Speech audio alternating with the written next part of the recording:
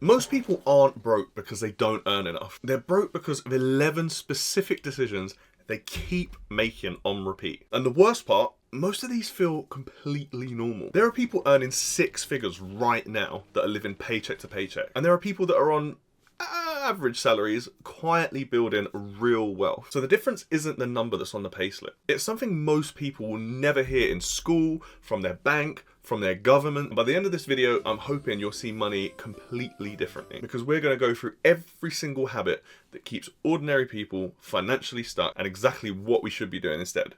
So let's get into it. Let's start with an uncomfortable truth about personal finance. Nobody taught us this stuff. Not properly anyway. You went to school, you learned about equations, you learned about the French Revolution. Nobody sat you down and said, here's how compound interest works against you. Here's what happens when you don't have an emergency fund. And here's why your spending habits are quietly deciding your future for you. So most people leave education, they enter the real world and just copy what they see around them. They spend what they earn. They borrow when they're short. They figure that they'll save more when they earn more. And the problem is that day never comes, because it was never an income problem. It's a habits problem. And habits are entirely within your control. So we're going to go through 11 of the most common financial habits that keep people stuck. We're going to group them in a way that actually makes sense so you can spot them, understand them, and then start dismantling them. Some of these will feel familiar. Some of these might sting a little if they're too close to home, but that's kind of the whole point. So let's start with a question most people have never genuinely answered. Where is your money supposed to end up? Not, oh, I want to be comfortable, or I'd like to retire someday. I mean an actual destination with a number and a timeline. Most people don't have one, and that's the first reason they'll stay broke. When you have no financial goal, every spending decision exists in a vacuum. Should you buy this? Yeah, sure, why not? Should you upgrade that? Yeah, I think that seems fine. So there's no filter. There's no standard that you hold the decisions against. It's like driving, but without a destination, so every turn feels equally valid. And the financial system loves that for you. Retailers, platforms, subscription services, they all profit when you operate on impulse rather than intention. But setting a financial goal doesn't have to be complicated. Just pick something real. A 6-month emergency fund. A deposit for a property, a retirement pot that means you actually stop working before you physically have to. And then you need to write it down, attach a number to it, and suddenly every spending decision has context. Real quick, if you're enjoying this, I break down market news every day in my free newsletter with exactly how to trade it, and you can get a glimpse at my live portfolio. Link is in the description, or visit dailybullrun.com. Now back to the video. That impulse purchase stops being why not and becomes, does this get me closer or further away from my goals? And that's the shift you need. Simple as that. But here's the problem. Even the people who do set goals often never hit them because they have no idea where their money is actually going in the first place. So for example, right now, there's a good chance you have somewhere between 3 and 8 subscriptions you've probably forgotten about. You're probably rolling your eyes saying, not me, but the data backs it up, so don't shoot the messenger. Studies consistently show that people underestimate their monthly spending by hundreds. Not because they're careless, because modern spending is designed to be invisible. No budget means no tracking. No tracking means no awareness, and no awareness means that the leaks keep leaking. A daily coffee on the way to work sounds harmless. Around £4 a day, 5 days a week. That's roughly £80 a month, nearly £1,000 a year for coffee you barely remember drinking. Now add the takeaways, the streaming services, the gym membership you haven't used since January. We're talking thousands of pounds a year draining away in small, forgettable transactions. But here's where it gets even more interesting. It's not just the spending leaks, it's the order in which people spend. Most people's financial month looks like this. Salary lands, bills go out, lifestyle spending happens, and then whatever's left gets saved, maybe, if there is anything left. Which is why most people rarely save in the first place, because life fills every gap you give it. The fix is a principle called pay yourself first. Before the coffee, before the takeaway, before the subscriptions, money goes to savings automatically on payday. You don't review it, you don't decide each month whether you're doing it, it moves before you can spend it. The psychology behind this one is powerful because you adjust your lifestyle to whatever's left in your account, not the total,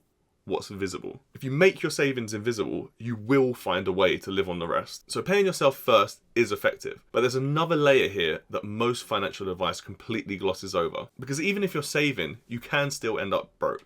And that's thanks to the single most misunderstood force in personal finance. There's a book called The Millionaire Next Door. It surveyed hundreds of genuinely wealthy Americans, and the finding that shocked everyone, most of them drove ordinary cars, wore ordinary clothes, and lived in ordinary houses. The people who looked wealthy, the nice car, the flashy watch, the designer everything, statistically, most of them were not wealthy. They were cash poor, asset light, and living on the edge of a lifestyle they couldn't actually afford. Because there's a game that most people are playing without realizing they've entered it. Spending to signal status to other people. A new car to impress colleagues who are too busy worrying about their own mortgage to care. Branded clothes so strangers in shops have a positive impression of you for 30 seconds. Holidays posted to Instagram for people who you went to school with. None of these purchases build anything for you. They're all transfers. Your wealth move into someone else's account. And the brutal irony with this is most people you're trying to impress are doing exactly the same thing back to you. Spending money they don't have to project an image they can't sustain. Real wealth is a lot more quiet. So the psychological trigger here is comparison. We measure our financial situation relative to the people around us, not against our goals. And that is a trap with no flaw. There's always going to be someone with a bigger car, a better kitchen, a more expensive holiday. The moment you stop playing that game and start measuring yourself against your own financial goals, everything will change for you. Status costs money,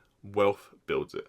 You have to pick one. Now we need to talk about something bigger than status spending, because there's a form of financial damage that's far more structural and far more dangerous, and most people sleepwalk straight into it. 1 in 3 Americans cannot cover a $400 emergency without borrowing. That's not a third world statistic. That's the most powerful economy on the earth. And the UK picture isn't much prettier. Millions of people are one unexpected bill away from financial crisis, a broken boiler, a car repair, a sudden gap in income, a job loss. Without an emergency fund, these aren't just inconveniences. They become debt events. Put it on a credit card at 20% interest, or you take out a personal loan to cover it, or you fall behind on something else. And now you're not just dealing with the original problem, you're paying compound interest on it for the next 18 months. This is how people get trapped. Not through major catastrophic financial decisions, for a single bad month and no buffer to absorb it. So the target is 3 to 6 months of living expenses, liquid, easy access, not invested, not locked away. Just sitting there doing its most important job, being boring. Now, debt. Not all debt is the same, and confusing the two types can be destroying you. There's productive debt, so a mortgage on a property that appreciates, a loan to start a business with genuine returns. Leveraged used strategically is good debt. And then there's destructive debt. So that's credit cards for lifestyle spending, finance on depreciating assets, buy now, pay later for things that you don't actually need. Productive debt can build your wealth faster, and destructive debt extracts it. Most people that are drowning in debt aren't drowning in mortgages. They're drowning in the consumer version, the lifestyle kind, the I wanted it now kind. So the question to ask before taking on any debt is simple. Does this make me money, or is it going to cost me money over time? If it makes you money, then it might be worth it. And if it costs you money, you need to think very hard about whether you can genuinely afford it. But here's the other side of the risk conversation, because taking on destructive debt is one kind of financial self-harm. Avoiding all financial risk entirely is another. A lot of people are afraid of the stock market. They've heard the stories, they remember 2008, so they keep their savings in cash, in a current account, something safe. Meanwhile, inflation is running at 3, 4, 5% a year, so your cash is losing purchasing power every single year it sits still. Not investing isn't the safe option. It's just a slower version of losing. So to be real, the market has corrections, crashes happen, but over a 20-year period, well-diversified index funds have historically outperformed savings accounts, cash ISAs, and sitting on the sidelines by a wide margin. So risk isn't the enemy, it's just taking uneducated, unnecessary risks. And that brings us to the final piece, because we've covered where money goes, how it gets spent, the traps it gets caught in, but there's a ceiling we haven't talked about yet. A structural limit that keeps most people's financial potential completely capped. And the only way through it, 2 things that most people are never taught to value. So here's a question for you. If your employer called tomorrow and told you your job no longer existed, how long could you survive financially before it became a real emergency? For most people, the honest answer is a few weeks to maybe a few months, because most people have one income stream, time in exchange for money, a single transaction on repeat. That model has a fundamental flaw. It's entirely dependent on your ability to keep showing up. Get sick, get made redundant, have a difficult period, and the whole structure collapses. The people building financial security aren't just earning more, they're earning from more places. Rental income, a dividend portfolio, a side business, making content, freelance work, royalties. You don't have to have this all done overnight. But building multiple streams of income means that if one gets cut, you're inconvenienced, but you're definitely not destroyed. I find the first extra stream is always the hardest, then the second is easier, and by the third, the model becomes self-reinforcing. And here's where it comes full circle. Because every single thing we've covered today, the goals, the budgeting, the status trap, the debt distinctions, the investing logic, none of it comes naturally. You have to learn it.